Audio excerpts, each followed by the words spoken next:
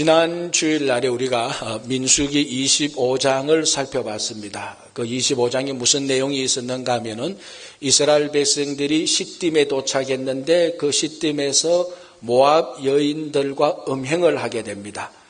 그래서 음행으로만 끝난 게 아니고 음행한 이스라엘 남자들이 모압 여인, 즉 미디안 여인들이 섬기는 바알보올 우상을 숭배하게 됩니다. 그 대가로 이스라엘 백성들에게 하나님께서 연병을 내립니다. 마침 그때에 보란듯이 이스라엘 남자 시므이라는 사람과 미디안 여자 고서비가 회막 안으로 들어가서 음행을 할 때에 비느하스가 그 두 사람을 처단합니다. 그 처단하는 것을 보고 하나님께서 징계를 멈추었는데 그때 그 징계, 연병으로 인해서 죽은 사람이 24,000명이었습니다. 그래서 하나님께서 비느하스의 그 행위를 보고 징계를 멈추고 여호와의 심판을 멈추었습니다. 그래서 끝났습니다.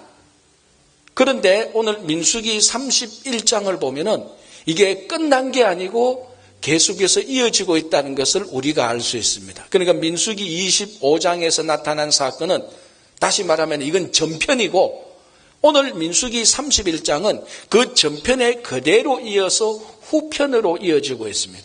그래서 오늘 이 시딤에서 일어났던 그 우상 숭배 사건이 후편에서 어떻게 이어지는가 오늘 민수기 31장을 통해서 한번 보겠습니다. 이번에는 하나님께서 모세에게 직접 명령을 내립니다. 이스라엘의 원수 그리고 하나님의 원수를 미디안에게 갚으라라고 말합니다. 그래서 모세가 미디안 백성들, 즉 하나님의 원수된 미디안 백성들에게 복수하기 위해서 미디안 사람들과 전쟁을 합니다. 그 전쟁을 하기 위해서 각 지파마다 1000명씩을 뽑아내어서 12,000명의 군사들을 데리고 미디안과 전쟁을 합니다. 그래서 오늘 이 미디안과 전쟁한 내용을 보면은 한 가지 신기한 것이 나타나는데 이 전쟁을 보면은 이스라엘 백성들이 어떻게 싸워서 어떤 전략을 사용해서 또는 하나님이 어떻게 이스라엘 백성들을 도와서 적군들을 이겼는가 이런 내용들이 거의 나타나지 않습니다. 우리가 앞에 전쟁을 보면은 이런 부분들이 참 많이 나타납니다. 예를 들어서 출애굽 과정 당시에 이스라엘 백성들이 아말렉과 전투할 때 어떻게 이겼습니까? 여호수아는 이스라엘 군사들을 데리고 산 밑에서 실제로 전쟁을 하고 있었고 모세는 산 위에서 두 손을 들고 기도할 때 아론과 훌이 두 팔을 붙들고 그 손이 내려오지 않도록 기도하니까 이스라엘 백성들이 이기고 그 손이 내려오면 이스라엘 백성들이 지고 예를 들자면 이런 식으로 전쟁이 일어나는 그 과정 그리고 어떻게 해서 하나님께서 어떻게 도와서 이스라엘 백성들이 이겼다라는 것을 다 기록하고 있는데 오늘 본문은 각 지파에서 1000명씩 나오고 이 비느하스가 대사장이 되어서 나팔 가지고 전쟁에서 싸웠는데 이겨버렸습니다. 그런데 오늘 그런 전쟁의 상세한 과정, 전략, 어떻게 이겼느냐 이런 것 대신에 무엇을 강조하고 있는가 하면은 어떤 종류의 미디안 사람들이 이 전쟁에서 죽었는가를 말하고 있습니다. 그래서 분류별로 따지면요. 첫 번째 미디안 남자들이 다 죽었습니다. 두 번째, 그 미디안의 5 왕들이 다 죽었습니다. 세 번째, 시딤에서 전편, 민수기 25장 전편 시딤에서 이스라엘 남자들과 음행했던 여자들이 다 죽었습니다. 끝났습니까? 한 사람 남았죠. 누굽니까? 발람도 죽였습니다. 왜? 발람이 이스라엘 백성들을 음행하게 하고 우상숭배하도록 한 장본인이잖아요. 그래서 이스라엘 남자들도 죽고 가늠한 여자들도 죽고 왕들도 죽고 발람도 죽었습니다. 겉으로는 전쟁 이야기인 것 같은데 이스라엘과 미디안 사람들과 전쟁에서 이스라엘 사람들이 이긴 것 같은데 그 속 내용은 미디안에서 심판받아야 될 사람이 다 죽었다는 것입니다. 다시 말하자면 이 전쟁은 전쟁 이야기이기도 하지만 더 중요한 것은 하나님께서 미디안 사람들을 온전히 심판했다는 내용입니다. 자, 민수기 25장 전편에서 육체적인 음행을 하고 우상숭배를 했던 이스라엘 백성들이 하나님께 죄를 지었습니다. 그래서 그 죄를 진 이스라엘 백성들을 하나님께서 연병으로 심판했습니다. 이제 후편 민수기 31장에서는 이스라엘 백성들을 음행하고 우상숭배하도록 죄를 짓게 만든 미디안 사람들 발람을 다 심판했습니다. 죄를 지은 사람이나 이 사람이 이스라엘 백성이나 죄를 짓게 한 사람이나 이 사람이 미디안 사람들이나 가릴 것 없이 종족에 가릴 것 없이 죄를 짓게 한 사람이나 죄를 지은 사람이나 하나님은 그 죄를 반드시 심판하신다는 것입니다. 그래서 오늘 이 본문을 통해서 강력히 하나님의 모습을 보여주는 것은 심판의 하나님입니다. 문제는 많은 사람들이 이 심판의 하나님을 좋아하지 않는다는 것입니다. 웬만큼 이쯤 돼서 사랑의 하나님, 용서의 하나님 그랬으면 여러분들이 아멘 했을 건데 한 명도 아멘 안 하는 것은 여러분들도 여전히 심판의 하나님은 별로 좋아하지 않다는 증거입니다. 팀 켈러 목사님이 한 번은 성경 공부를 하고 마쳤는데 그 성경 공부에 참여했던 한 부인이 팀 켈러 목사에게 이렇게 물었습니다. 자기는 성경을 볼 때 심판하는 하나님 개념 자체가 싫다는 거예요. 그래서 이 팀 켈러 목사님이 그 부인의 얘기를 듣고 이렇게 다시 되물어서 질문을 했습니다. 그렇다면 왜 용서하시는 하나님은 그렇게 싫지 않죠? 라고 대답을 했다는 것입니다. 자, 대답이 뭐 중요하다 안 중요하다 그걸 떠나서 이 대답에서 이 대화 가운데서 분명히 알 수 있는 것은 그 여인은 심판하는 하나님 자체를 싫어했다는 것입니다. 왜냐하면요, 이게 미국 기독교 역사적 최근 역사를 이렇게 보면은 미국 지금 기독교의 전체적인 기독교 문화 가운데 언밸런스하게 균형이 좀 덜 잡히게 좀 과도하게 미국 기독교 문화가 용서하시는 하나님을 너무 좋아하고 번영케 하시는 하나님을 너무 좋아하고 축복하시는 하나님을 너무 좋아합니다. 이게 다 맞습니다. 다 맞지만은 문제는 균형이 너무 안 잡혔다는 겁니다. 반대로 심판하시는 하나님, 책망하시는 하나님, 징계하시는 하나님, 분노하시는 하나님은 과도하게 싫어한다는 것입니다. 이게 한 1830년대부터 많은 기독교인들이 하나님의 성품에서 진노하심을 빼기 시작했습니다. 다시 말하자면 하나님의 성품 가운데 진노, 분노, 책망에 대하여서 덜 언급하기 시작합니다. 그래서 그게 지금까지 유럽과 미국의 기독교 문화 안에 흘러 들어온 것이 하나님은 진노하시는 하나님, 심판하시는 하나님, 그걸 상대적으로 훨씬 더 이야기를 적게 합니다. 그래서 그런 이야기를 어릴 때부터 덜 듣고 안 듣고 자란 성도들이 어른이 되어서 심판하시는 하나님, 책망하고 징계하시는 하나님 들으니까 개념 자체가 영 받아들이기가 어려운 겁니다. 그래서 심판하시는 하나님은 무시하고 싶고 거절하고 싶고 꺼려하고 싶은 것이 기독교 문화 전체에 미국의 특히 미국 기독교 문화에 깔려있는 배경입니다. 또 하나는요, 근본적으로 죄된 인간의 본성이 심판하시는 하나님을 싫어한다는 것입니다. 죄가 있으니까 심판하시는 하나님이 싫은 거예요. 겁나는 거예요. 피하고 싶은 겁니다. 그러나 우리가 아무리 피해도 아무리 무시하고 거절하고 꺼려해도 여전히 50%의 하나님은 심판하시는 하나님입니다. 50%의 하나님은 용서하시고 사랑하고 축복하시는 하나님이라고 설명을 할 수가 있는 것입니다. 우리가 아무리 무시해도 여전히 하나님은 심판의 하나님으로 계시는 것입니다. 그런데 정말 중요한 것은 이 심판의 하나님이 역설적이게도 인류가 멸망하는 것을 보호해 준다는 것입니다. 자, 제가 지금 말을 잘못한 게 아닙니다. 심판하시는 하나님이 인류가 멸망하는 것을 보호해 주신다는 것입니다. 여러분들이 듣기, 여러분들이 생각하기는 심판하시는 하나님이 인류를 멸망하시지, 심판하시는 하나님이 왜 인류 멸망을 인류가 멸망하는 것을 막아준다는 말입니까? 목사님 혹시 말 잘못한 거 아닙니까? 이런 생각할 필요 없습니다. 제가 분명히 말을 똑바로 합니다. 심판하시는 하나님이 인류가 멸망하는 것을 막아주는 것입니다. 왜 그런가 하면은, 자, 제가 한 가지 설명을 해드리겠습니다. 20세기, 이제 지나간 20세기 100년 동안에 우리 인류 역사에서 나타난 가장 추악한, 인류를 멸망시킬 뻔했던 두 가지 죄악이 있습니다. 그게 무엇인 줄 아십니까? 첫 번째는 나치입니다. 나치죠. 그 대표적으로 유대인들을 600만 명이나 확살했습니다. 놓아두었다면 게르만족 빼고는 다 학살했을 기세였습니다. 첫 번째가 나치고 두 번째가 공산주의입니다.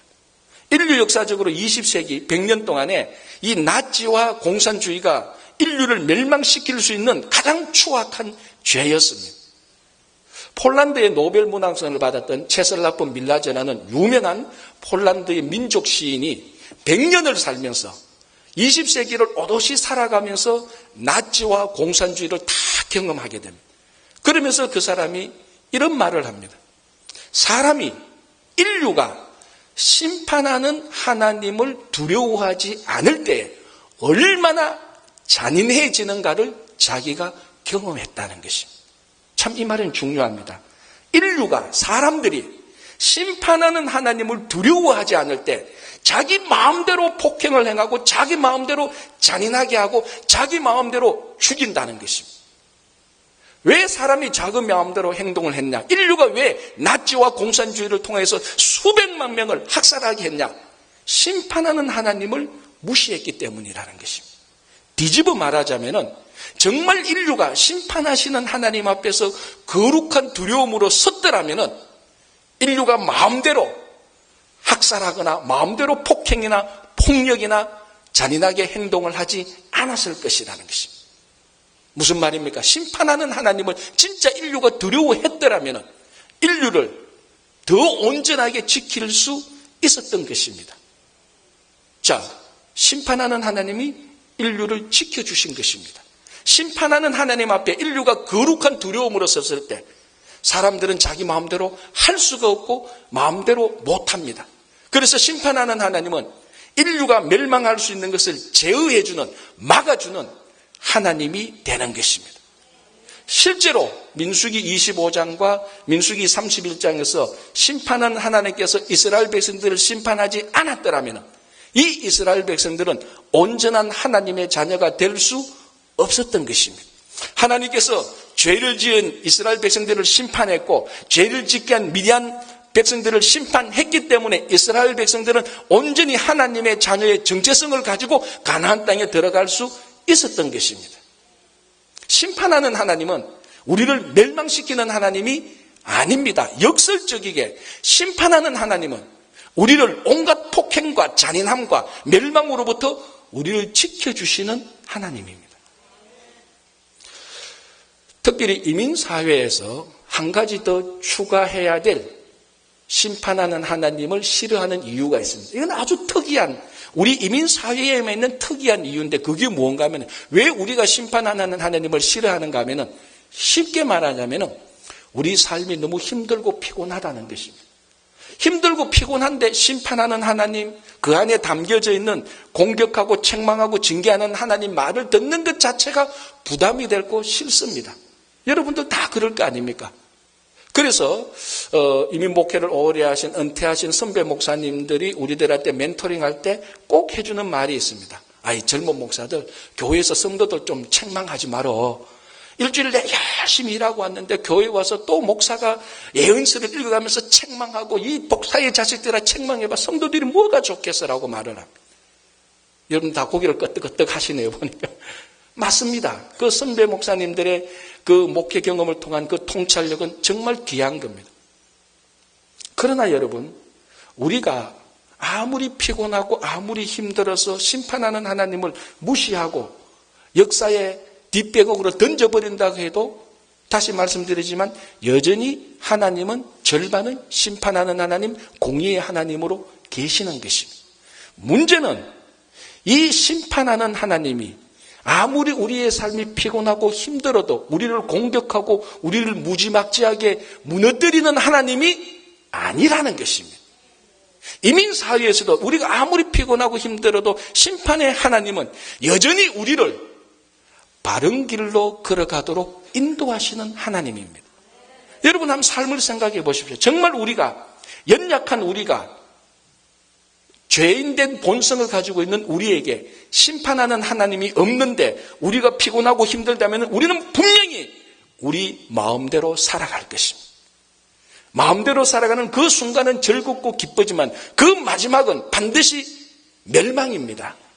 심판하시는 하나님이 여전히 피곤하고 힘든 우리 삶 속에 계시기 때문에 힘들고 피곤해도 심판하시는 하나님을 볼 때 거룩한 두려움으로 그 앞에 설 때에 한 걸음 한 걸음이 조심스러워지는 것입니다. 우리 이민 1세대의 한 걸음 한 걸음의 신앙의 발걸음이 얼마나 중요합니까? 우리들이 어떤 발걸음을 내딛느냐에 따라서 우리 자녀들이 우리 발걸음을 따라오는 것입니다. 심판의 하나님은 우리를 공격하고 우리를 무너뜨리고 우리를 파괴하고 우리를 멸망시키는 하나님이 아니라 우리가 엇길로 갈 때, 잘못된 길로 갈 때, 우리 마음대로 살아갈 때 바른 길로 갈 수 있도록 우리를 든든하게 붙들어주는 하나님입니다.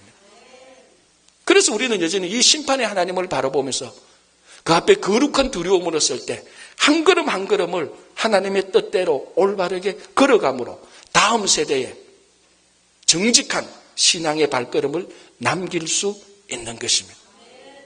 여러분, 심판의 하나님을 무서워하지 마십시오. 그분은 여러분들을 죽이려고, 여러분들을 공격하려고 무너뜨리고 계신 분이 아닙니다. 심판의 하나님은 우리를 바로 잡으려고 계시는, 바로 올바른 길로 인도하시는 바로 그 하나님입니다. 그래서 하나님께서 이제는 죄를 짓게 한 미디안 백성들을 이스라엘 백성들이 전쟁을 해서 그들과 이기게 합니다. 그래서 오늘 이 본문을 보면은 이스라엘 백성들이 미디안 사람들과 전쟁에서 이기고 미디안 사람들에게서 빼앗은, 전쟁에서 이기기 때문에 빼앗은 그 전리품을 가지고 와서 전리품을 모든 백성들이 골고루 다 나눕니다. 그리고 난 다음에 전쟁에 나갔던 이스라엘 백성들의 남자를 헤아려 봅니다. 몇 명이 죽었는지, 몇 명이 다쳤는지, 몇 명이 사라졌는지 이렇게 쭉 해보니까 희한하게도 오늘 본문이 뭐라고 말합니까? 한 명도 죽지 않았습니다. 아니, 우리 부대에 있는 이 군사가 없는 줄 알았는데, 죽어서 없는 줄 알았는데 알고 보니 저쪽 부대에 있어요. 쭉 인구를 해보니까 한 명도, 전쟁에 나간 12,000명이 한 명도 죽지 않고 그대로 살아있었습니다. 자, 참 감사하죠. 그런데 오늘 본문을 보면은 한 가지 이해되지 않는 말이 나옵니다. 그래서 하나님께 감사해서 이스라엘 백성들이 자기들이 받은 이 전리품을 가지고 속죄를 하게 됩니다. 여러분, 속죄가 뭡니까? 죄를 용서받는 겁니다. 그렇다면 오늘 민수기 31장에서 이스라엘 백성들이 죄를 지었다는 건데, 여러분 31장을 보고 이스라엘 백성들이 죄를 지은 것을 한번 찾아보십시오. 이스라엘 백성들이 죄를 지은 게 없습니다. 민수기 31장 1절부터 54절까지 철두철미하게 이스라엘 백성들이 여호와의 명령을 따라서 전쟁을 잘 수행하고 전리품 다 나눠주고 다 합니다. 잘못된 것이 없는데 속죄했다고 말합니다. 속죄는 잘못된 것이 있어야 속죄를 하는 겁니다. 그런데 자세히 보면은 한 가지 이스라엘 백성들이 잘못한 게 있습니다. 그게 무엇이겠습니까? 전쟁이 끝나고 이스라엘 남자들을 인구조사를 한 겁니다. 성경에 인구조사는 반드시 하나님의 주관하에, 하나님의 명령하에서 하도록 되어 있습니다. 그런데 오늘 본문에서 하나님의 명령 없이 전쟁에서 끝나고 자기 전열을 재조직하고 전리품을 나누어 주고 여러 가지 목적으로 인구조사를 해보니까, 이스라엘 남자를 해보니까 한 명도 죽지 않았습니다. 그리고 난 다음에 쉽게 말하면 뭡니까? 아차, 우리가 하나님의 명령 없이 인구조사를 했구나, 잘못했구나. 그리고 기본적으로 인구조사를 하면은 어떤 이유든지 인구조사를 하면 그 한 명 한 명에 해당되는 속전을 내어야 됩니다. 그래서 오늘 인구조사를 그리고 인구조사를 하고 난 속전을 내야 되는 그런 차원에서 이스라엘 백성들이 전리품으로 받은 그 전리품으로 받은 걸 가지고 속전, 대속물로 내어서 속죄함을 받게 되는 것입니다. 자, 여러분, 민수기 25장 전편을 보십시오. 하나님께서 이스라엘 백성들을 징계했습니다. 연병을 내렸습니다. 사람이 막 죽어가고 있습니다. 그때 비느하스가 시므이라는 남자와 고습이라는 여인을 처단했습니다. 하나님께서는 그 처단한 행위를 가지고 속죄했다라고 말합니다. 왜? 이 두 사람이 하나님 앞에 올려지는 속전, 그 대속물이 되어서 이 두 사람의 희생으로 말미암아서 속죄 제사를 받은 것입니다. 오늘도 마찬가지입니다. 인구조사를 했습니다. 그래서 여기에 대한 잘못된 것으로 자기들이 받았던 많은 전리품을 속죄하기 위해서 제물을 드린 것입니다. 자, 정리하면은 죄가 있습니다. 죄가 있으면 속죄해야 됩니다. 속죄하기 위해서는 반드시 대속물, 속전이 있어야 되는 것입니다. 그래서 오늘 인구조사를 하고 죄가 있게 되어서 속전, 대속물을 내어서 속죄함을 받게 되는 것입니다. 자, 우리가 성경을 보면은 이 대속물, 속전의 완성이 예수 그리스도입니다. 가장 잘 알려진 마가복음 10장 45절을 보면은 예수님께서 친히 이렇게 말씀하십니다. 인자는 섬김을 받으려 함이 아니라 섬기러 왔고 자기 목숨을 많은 사람의 대속물로 주려 함이니라 말합니다. 예수님 스스로가 대속물입니다. 속전입니다. 자, 그러면은 대속물 속전이 무엇을 전제로 해서 필요합니까? 죄가 있어야 속죄제사가 있고 속죄제사를 드리기 위해서 속전이 필요합니다. 그러니까 속전과 속죄제사 전제는 죄가 있어야 됩니다. 그런데 예수 그리스도에게는 죄가 없는데 자신을 속전제물로 드렸습니다. 잘 아시다시피 그 예수 그리스도께서 자신을 대속물로 드리는 속전제물로 드렸던 그 죄는 바로 우리의 죄 때문입니다. 그래서 우리의 죄를 걸머쥐고 이 죄를 속죄하기 위해서 자신이 대속물로 자기 자신을 십자가에 달려서 돌아가시게 된 것입니다. 자, 이것이 이제 우리가 성경으로 나타난 가장 중요한 구원의 속죄의 교리입니다. 이것은 변함없이 영원한 진리인데 한 가지 이런 질문을 가끔 할 수가 있습니다. 자, 이 대속제물, 하나님께서 예수 그리스도를 우리에게 우리 죄를 용서하기 위하여서 대속물로 예수 그리스도를 십자가에 달려 돌아가서 대속물로 한 것은 하나님의 온전한 우리를 향한 사랑의 표시입니다. 그래서 하나님께서 우리를 얼마나 사랑했든지 독생자 예수 그리스도를 십자가에 대속물로 내어주셔서 우리를 사랑하고 우리를 구원해 주셨습니다. 이건 우리가 주일학교 때부터 계속해서 배워왔던 성경의 진리입니다. 자, 여기에 한 가지 이런 질문. 정말 하나님께서 무한하신 사랑, 끝이 없는 사랑의 하나님이라면 굳이 우리를 사랑하는데, 우리를 구원하는데 대속물 없이 그냥 구원하고 대속물 없이 그냥 사랑해도 되지 않느냐는 것입니다. 논리적으로 맞습니다. 하나님이 정말 우리를 사랑하는데, 무한한 사랑하는데, 독생자 예수 그리스도를 십자가에 내어놓을 만큼 사랑하는데 굳이 대속물 없이 그냥 공짜로 사랑해주면 되지 왜 대속물을 바쳐서 사랑하느냐는 것입니다. 만약에 여러분들이 복음을 전하는데 어느 한 똑똑한 사람이 이런 질문을 하면 여러분 어떻게 대답하시겠습니까? 무한하신 하나님의 사랑께서 왜 예수 그리스도를 굳이 십자가에 달려 돌아가면서까지 다 그렇게 구원하느냐고. 그것 없이 그냥 바로 구원해도 되지 않겠느냐고.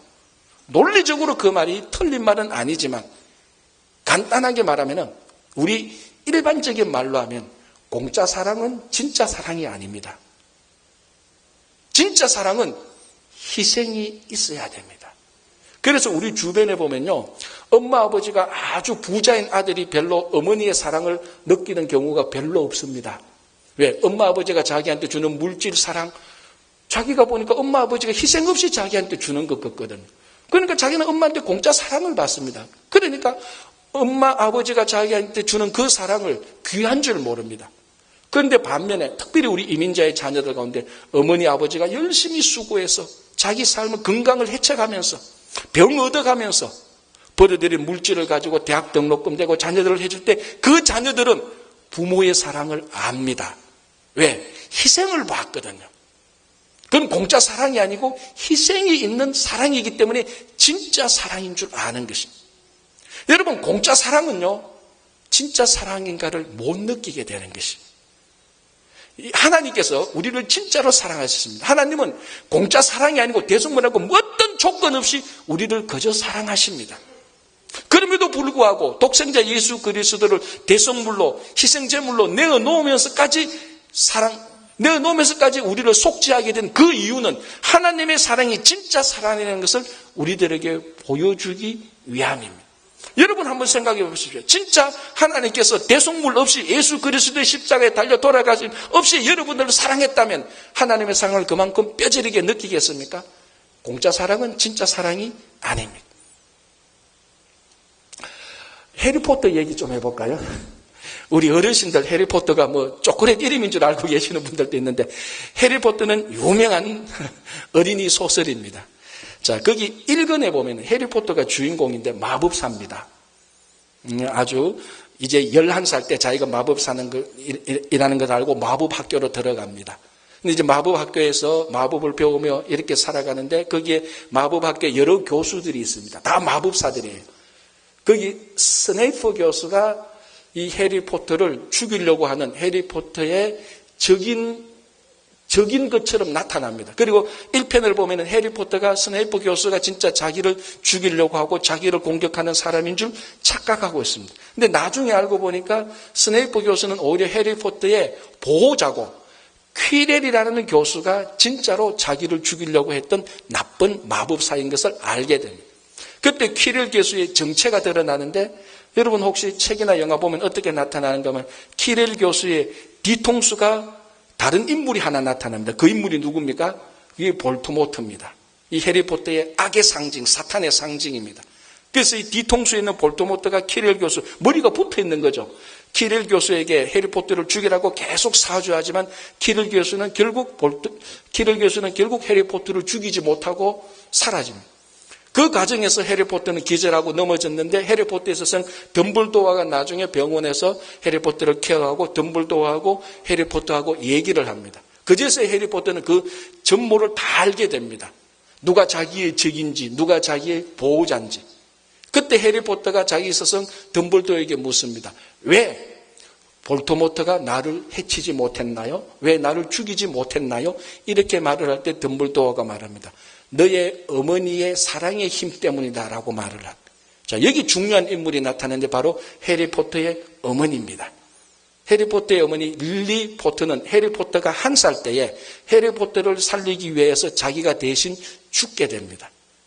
그래서 뭐 마법사 얘기니까 소설 얘기니까 그때부터 계속해서 위험할 때마다 이 어머니의 사랑의 힘으로 해리포터가 다 살아나게 됩니다. 그때 덤블도어가 유명한 말을 합니다. 깊은 사랑은 영원한 보호막이 된다 이렇게 말을 합니다. 그러니까 해리포터의 어머니가 1살 때 해리포터를 살리기 위해서 자기 목숨을 내어놓으면서 깊은 사랑을 하게 됩니다. 그게 영원한 보호막이 되어서 볼트모어가 죽이려고 해도 해리포터를 지켜주는 것입니다. 재밌죠? 재밌어요. 잘 하는 소설은 재밌어요. 여기서 중요한 것은 해리포터가 자기 어머니의 사랑의 가치를 알게 됩니다. 왜 알게 되죠? 어머니가 자기를 살리려고 자기 목숨을 내어 놓았기 때문입니다. 그래서 진짜 그 사랑이 가치가 있게 되는 것입니다. 공짜 사랑은 사람들이 느끼기에 받아들이기에 가치가 없는 것으로 느낍니다. 그게 사람입니다. 그래서 하나님께서 하나님의 사랑을 온전히 표시하기 위해서 하나님께서 우리를 얼마나 사랑한다는 것을 보여주기 위해서 독생자를 대속제물로 희생시키면서 우리에게 사랑을 보여주신 것입니다. 자, 오늘 본문에서 이스라엘 백성들이 그 속전제물 대속물을 하나님께 드립니다. 자기들이 전쟁에서 목숨을 걸고 했던 전쟁에서 얻었던 전리품을 다시 대속물로 내어놓습니다. 그래서 하나님에 대한 사랑과 자기들의 죄에 대한 용서함을 표시를 하게 되는 것입니다. 하나님께서 우리를 위해서 사랑을 보여주시기 위하여서 사랑 때문에 속전제물로 독생자 예수 그리스도를 내어주셨습니다.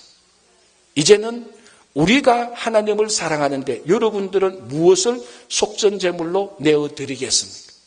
누구는 말하죠. 내 마음을 드리겠습니다라고 말합니다. 물론 모든 속전제물에는 우리 심령이 들어가야 됩니다. 그런데 오늘 본문을 보면은 마음을 드리겠지만은 자기들이 가진 전리품을 드립니다. 속전물의 표시인 것이죠.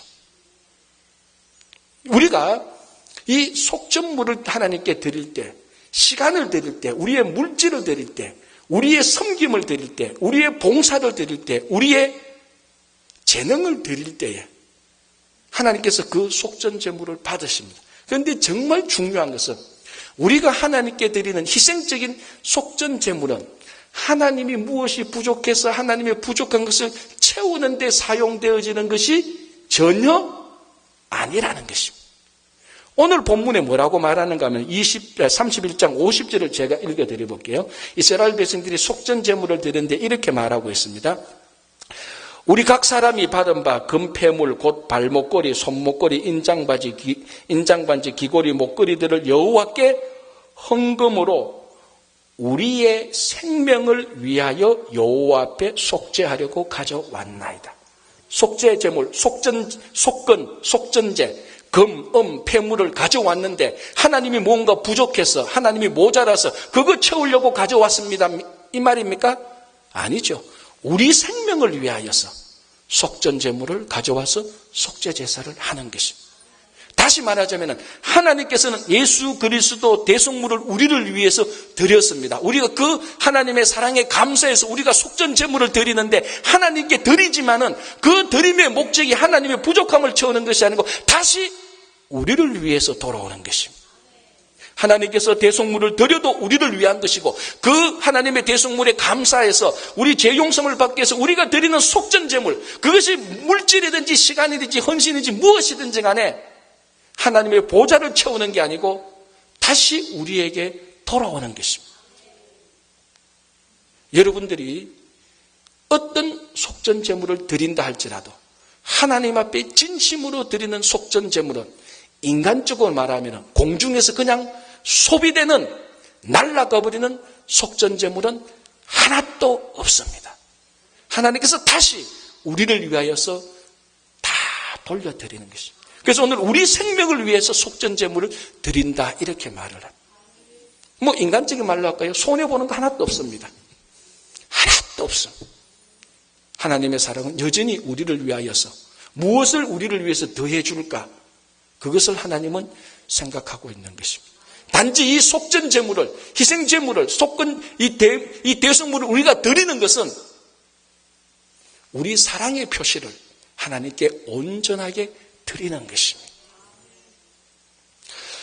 자, 오늘 이 속전제물을 드리면서 모세와 제사장 엘르아살이 그 속전제물 가운데서 금을 가지고 여호와 앞에 이스라엘 백성들의 기념으로 삼고 있습니다. 마지막 구절이 이렇게 됐습니다. 제가 한번 읽어볼게요. 54절에 모세와 제사장 엘르아살이 천부장과 백부장들에게서 금을 취하여 회막에 들여 여호와 앞에서 이스라엘 자손의 기념을 삼았더라라고 말합니다. 기념을 삼았다는 것은 무슨 말입니까? 기억하기 위해서 기념을 삼습니다.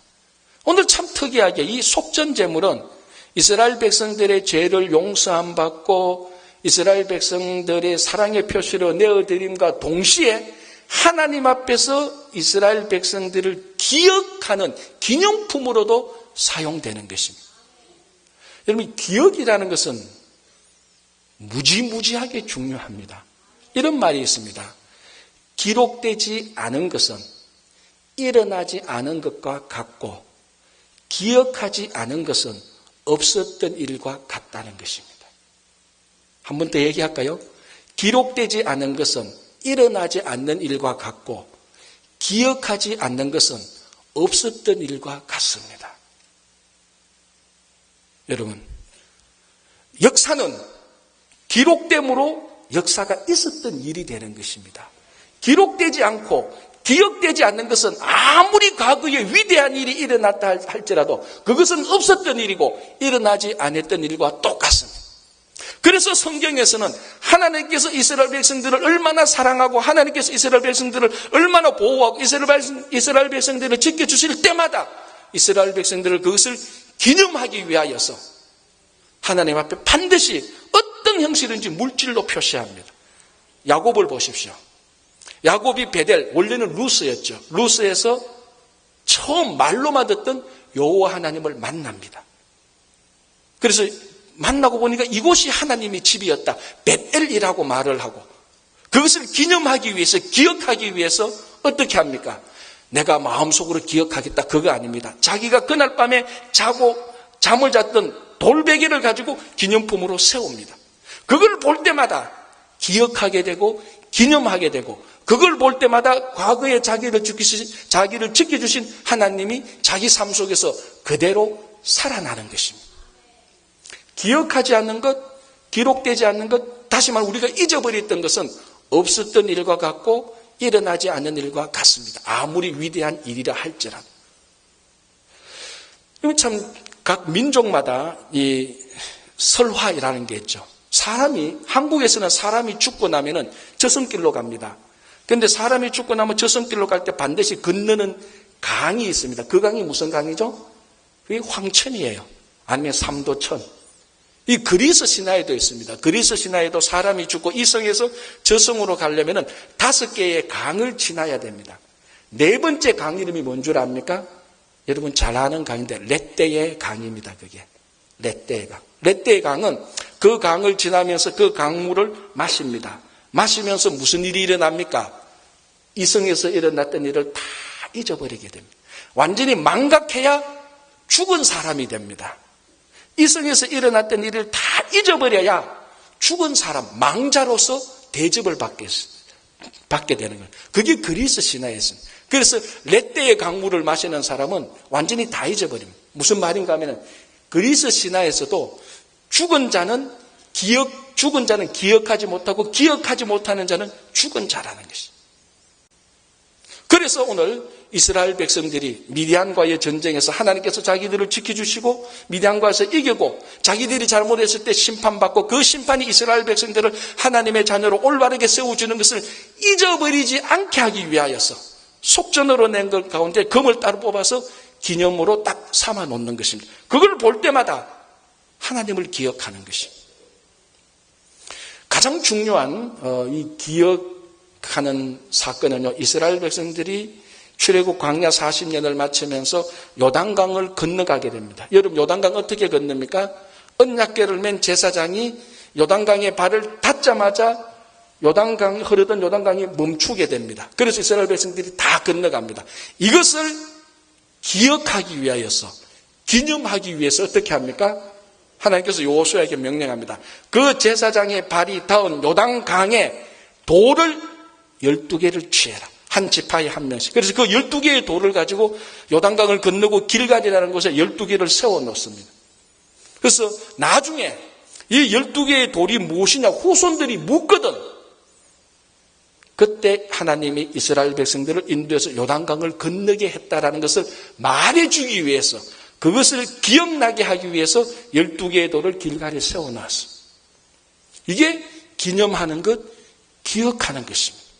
그 12개의 돌이 없다면 후손들은 하나님께서 이스라엘 백성들을 강으로 건넌 것을 후손들에게는 없었던 일이고 일어나지 않았던 일에 불과합니다. 물론 여전히 하나님은 계시지만 신앙의 의미나 하나님과의 관계에서 우리가 기억하지 않는 것, 잊어버렸던 것은 없었던 일이에요. 그래서 오늘 하나님께서 이것이 얼마나 중요한지 속전제물 가운데 금을 따로 뽑아서 기념하라, 이렇게 말씀하고 있는 것입니다. 그래서 선지자들은 이스라엘 백성들이 타락하고 흔들릴 때마다, 안식일을 지키지 않고 우상을 숭배할 때마다 이스라엘 백성들의 선지자들의 메시지가 뭔 줄 압니까? 하나님께서 너희들을 얼마나 사랑했는지 기억하라. 너희들이 광야에서 헤맬 때 하나님께서 너희들을 얼마나 보호했는지 기억하라는 것입니다. 엇길로 갈 때 기억하라고 얘기하는 것입니다. 정말로 기억하고 기념해야 될 가장 중요한 것은 성찬식입니다. 예수님께서 고린도전서 11장에서 사도 바울이 이렇게 말합니다. 그 성찬을 제정할 때 예수님께서 뭐라고 말합니까? 떡을 주시며 너희들도 이것을 행하여 나를 기념하라. 잔을 주시면서 너희들도 이와 같이 행하여 이 잔을 마실 때마다 나를 기념하라. 그래서 우리가 예수님의 살과 피를 기념하기 위해서 2000년이 지난 오늘도 성찬식을 하면서 그 잔과 떡을 먹으면서 예수님의 살과 피를 기억하고 기념하고 예수님의 삶을, 예수님의 말씀을 우리가 되새기며 우리 안에서 예수님의 말씀이 살아나게 하는 것입니다. 그 예수님의 말씀이 살아나고 예수님의 사역이 살아나고 예수님의 성품이 살아나는 것은 딱 하나입니다. 예수님의 살과 피를 기억하기 때문에 그렇습니다. 그래서 우리 장로교는 이 성찬식을 영적 임재설이라고 말을 합니다. 무슨 말인가 하면은 우리가 예수님께서 하신 예수님께서 말씀하신 성찬식을 기억하고 예수님의 살과 피를 마시는 잔과 떡에 동참할 때마다 예수님께서 영적인 살과 피가 우리와하고 함께 하게 된다는 것입니다. 우리가 예수님을 기억하게 될 때 물질이 떡과 즙이 영적 임재로서 영적인 떡과 영적인 예수님의 살과 영적인 예수님의 피로 우리와 함께 하는 것입니다. 이 물질을 영적인 살과 피로 연결시키는 것은 하나입니다. 기념하는 겁니다. 기억하는 겁니다. 그래서 기억하고 기념해서 성찬에 참여하는 겁니다. 그래서 그걸 기억해서 하나님의 말씀을 읽는 겁니다. 말씀을 읽을 때마다 하나님의 말씀이 우리 안에서 살아나는 것입니다. 예배를 드릴 때마다 하나님을 기억하고 예배를 드릴 때마다 하나님이 우리와 만나 주시는 것입니다. 그래서 이스라엘 백성들은 그걸 기억하기 위하여서 거기에 표시를 해놓는 것입니다. 선지자들이 기억하라고 말한 것은 암기력을 태서 타는 게 아닙니다. 머리가 좋아지라는 게 말은 아닙니다. 그 기억하라는 것은 예수님의 사랑과 예수님의 은혜를 고백하라는 것입니다. 머리를 말하는 것이 아니고 IQ를 말하는 것이 아니고 우리 심령의 신앙 고백을 말하는 것입니다. 그래서 여러분들이 말씀을 읽을 때마다 예수님을 기억하는 겁니다. 우리가 교회에서 우리 몸으로 섬기고 봉사할 때마다 예수님을 기억하는 겁니다. 그때마다 우리 삶 속에 예수님이 살아나는 것입니다. 오늘도 우리가 예배를 드리면서 헌금을 하는 겁니다. 헌금의 액수가 많든지 적든지 이 헌금을 드리면서 예수님을 기억할 때 이 물질이 우리를 지켜주는, 보호하는 영적 임재가 될 수 있는 것입니다. 그래서 이스라엘 백성들이 기억하라고 하는 것입니다. 만약에 이스라엘 백성들이 이 사건을 기억하지 않는다면 또 음행하고 또 우상숭배에 빠져서 또 심판받을 수 있습니다. 만약에 이 사건을 기억하지 않는다면 이방민족과 전쟁할 때 두려움과 염려에 빠져서 다 도망갈 수밖에 없습니다. 만약에 이 사건을 기억하지 않는다면 매사에 불안하고 염려하고 의심하고 불평합니다. 그러나 이것을 기억할 때 우리가 억길로 갈 때 하나님께서 심판한다는 것을 기억할 때 우리가 바른 길로 가면서 심판을 면하게 되는 것입니다. 우리가 이것을 기억할 때에 영적 전쟁에서 이 세상과의 전쟁에서 두려워하지 않습니다. 하나님께서 우리를 지켜주는 것을 우리가 확실히 알고 그 하나님의 능력이 우리 삶 속에서 살아나게 되는 것입니다. 그래서 여러분 매번 예배를 드리면서 매번 말씀을 읽으면서 기도를 하면서 성찬을 하면서 헌금을 하면서 섬기면서 봉사하면서 찬양하면서 기도하면서 기억할 때 하나님은 계속해서 우리 삶 속에서 살아계시는 것입니다. 그래서 여러분들의 모든 것들이 하나님께 기억하는 그 표시가 될 수 있기를 간절히 바랍니다. 여러분 심판의 하나님은 우리를 지켜주시는 하나님입니다. 악으로부터 지켜주시고 억길로부터 우리를 바르게 가게 하시는 것입니다. 예수님께서 하나님께서 예수 그리스도를 대속물로 주신 것은 희생적인 사랑의 가치를 말하는 것입니다. 우리도 하나님께 사랑의 표시를 할 때 희생적인 가치를 드릴 때 하나님께서 그걸 보고 진짜 사랑으로 받아들이는 것입니다. 여러분 모든 것에 하나님을 기억하시고 주님을 기억하시기 바랍니다. 그때부터 살아나기 시작하는 것입니다. 매번 주님의 은혜를 기억하는 여러분 되기를 바랍니다.